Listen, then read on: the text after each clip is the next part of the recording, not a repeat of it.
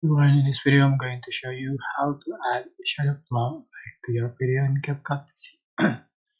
For instance, I'm going to add um, video to the track and go to Effect, select Video Effect, and you can select um,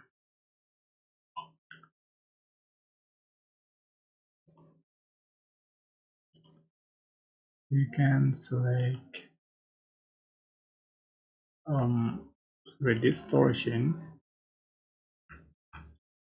Here's shadow plug, but this is for effect. You have to join properties to be able to use this effect and add to the track just for the duration the same length. And I'm sorry for the noise in the video.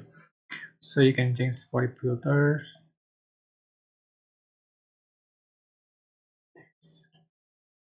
for the strings, and you can see for the corners like this, like motion blur. That's it.